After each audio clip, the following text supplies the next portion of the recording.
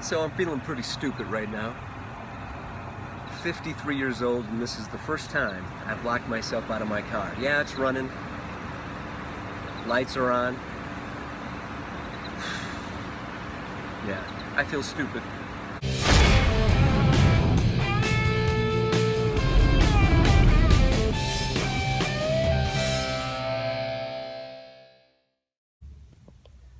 So I'm pretty picky about my hair. I'm lucky to have this much hair at my age, to be honest with you. So I'm celebrating it, and I'm very particular on who cuts it. I've had really good experience with my daughter who's cut my hair recently for about a year. And then before that, I had a friend. She did it out of her home. She did an excellent job. Before that, it was kind of hit and miss. I've had some good hairstylists, some good professionals, and I've had some other barbers that weren't so hot. So we'll see what happens. I know it's going, I know it's leaving me, but I made it to 50 with my hair, and that was my goal in life. What you don't understand is my father's bald, his brothers, all my uncles are bald, my brothers are bald or balding, and we give each other a hard time about that. But I inherit my mother's hair. This is good old Irish hair I have in my head. So my mother's got some Irish in her, so we'll claim it's Irish hair for now. So I'm about to go in. We'll see what happens. I have no idea who this hairstylist is. I chose it based on location. It's close. It's within 5 minutes from my house. And I read some reviews online. So we'll see how good the reviews online hold up, since I've never really trusted the reviews online. We'll see. All right, back from the haircut. And as you can see, she cut a lot off. I just asked for a trim, but she gave me the full menu of options. I didn't ask for them. I guess that's what they're supposed to do here. This is some chain in a strip mall. I don't know if I'll come back. She seemed pleasant enough. She was from California. Went to Nevada, and then she lives here now. And she was dressed like she just rolled out of bed, and she was not motivated. She seemed pleasant enough. But anyway, she really trimmed me up. But 40 bucks. I haven't paid 40 bucks for a haircut my entire existence. So I guess that's the new world I'm going to embrace. $40 haircuts. Okay, so I recently downsized when I moved to Colorado. I used to live in a house, 1,800 square feet, maybe 19, 3-bedroom ranch on a good sized lot. You've heard me talk about that. Well, I've downsized now to less than 1,000 square feet, just a little bit over 900 square feet. And I'm really happy with it. I haven't been in an apartment complex in about 30 years, and moving into an apartment complex didn't really excite me, but it hasn't been bad at all. This is a newer building, just got built a year ago, and we're the first ones to live in this apartment. So it's brand new. So we're the ones that can mess it up or keep it clean. And keeping it clean is, of course, what we're going to do. Very small. It's 2-bedroom, 2-bath. And we have not done anything with this room yet, because we're hoping maybe our son will decide that he'd like to move in with us. So he'd have his own bedroom, which I know he has now, but he doesn't have this. His own bathroom. He would have his own bathroom. He has been hanging out here because there's a pool and a hot tub, so he's been using that. It's a little cloudy today, so I'll turn the light on. But this is the bedroom I'm currently living in. It's just a mattress thrown on the ground. Nothing fancy, because I'm minimizing my life, only buying the things that I need and things that I'll utilize. Not a big extensive wardrobe, just basically what I need for work and for play. That's all I need. I don't need 20 pairs of shoes. I might have 4 now that I bought the hiking boots. So Simplification is on my mind. I want to keep it simple as I embrace my older years. I don't need a lot of stuff. I want to keep it as low-key as possible, and that way, when I do clean this joint, which I do on a regular basis, it doesn't take me all day. Maybe 2 hours tops. Maybe. I've been here for 5 weeks, and this is the first day. It's been gloomy and chilly. It is late September. The weather's just been fantastic. The sun's been out every day for 6 weeks. Today, a little gloomy, rainy. No excuse not to work out. I'm beginning to think no one else in this complex works out. Every time I come in here, there's nobody here.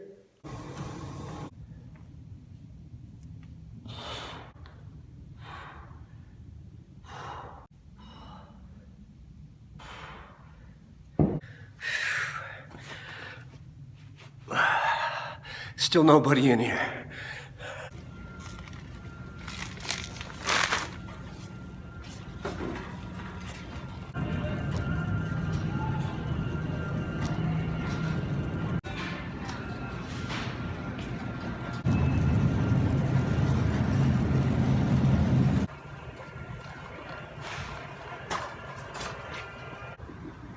Okay, are you ready? Yeah. All right, 2 double stacks, and that'll be it. 2 double stacks. Alright. 1 stack, my computer's just a little slow. That's all right, man. 454 at the first window. Thank you. Thank you. Yeah, I'm back here again. Need some meat. And I'm too lazy to cook my own. I'm outside of 7-Eleven somewhere in Colorado.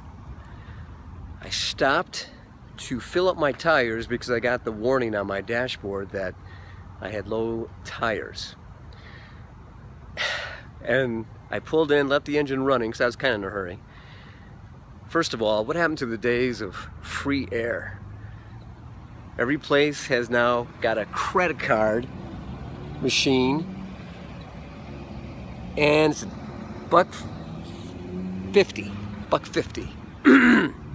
So I filled up all my tires because they were kind of low, and then realized that I didn't shut my door all the way because I was trying to keep it open, and it's locked. I must have just shut it just enough that it locked or something. So now I called the police. I did not dial 911. I called the police, and they said, yeah, the police in this town, they do not come out to unlock your vehicles. You have to call a tow company. So I called the tow company. They said, yeah, they can do it, but they're busy. It'll be about an hour. An hour. So my son's a half hour away. So he's got extra keys. So I called my son, who's not very happy with me. He's doing homework. So he's got to try to find me. Thanks to modern technology, I Googled him my address. Well, I Googled the address of my location, sent it to him via text. He's gonna go to my apartment, pick up my keys, and then come save the day for old Dad. Wow. Multiple factors of causation affecting me. All I had to do was turn the engine off, put the keys in my pocket. Was that so hard? So now we wait.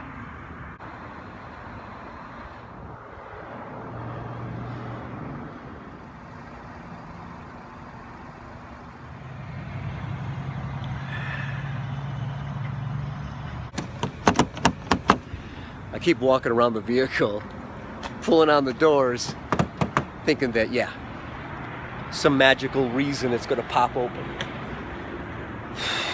And I thought getting a bad haircut was the worst part of my week. So I survived my ordeal. Locking my keys in my car, so frustrating. I feel like an idiot. What makes it even worse, though, is I videotaped the conversation between my son and I when he arrived to save the day. So I thought I hit record on the phone here, but I must not have, because that conversation was not recorded, and my son was very funny, gave me a real hard time, and I deserved it, but it didn't record. So I'm frustrated about that. Day off today, so we're doing some laundry, so let's get started.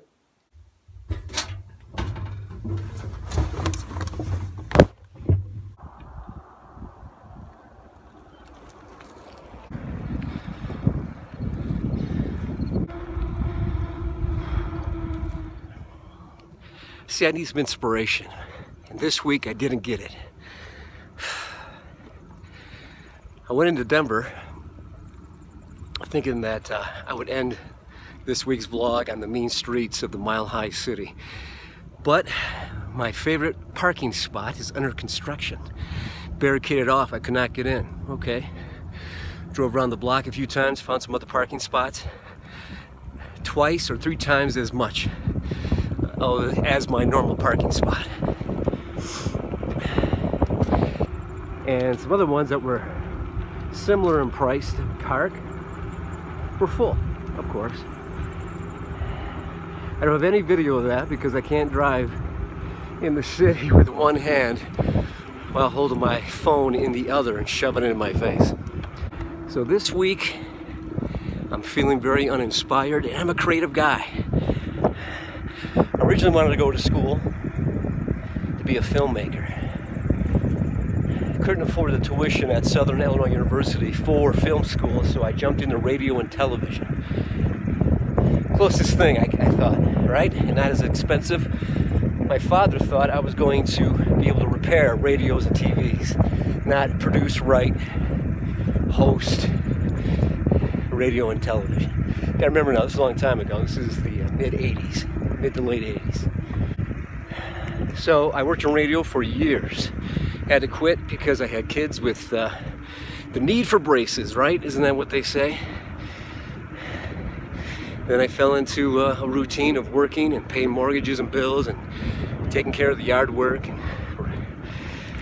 But now, in Colorado, I feel inspired and creative again. Not so much this week.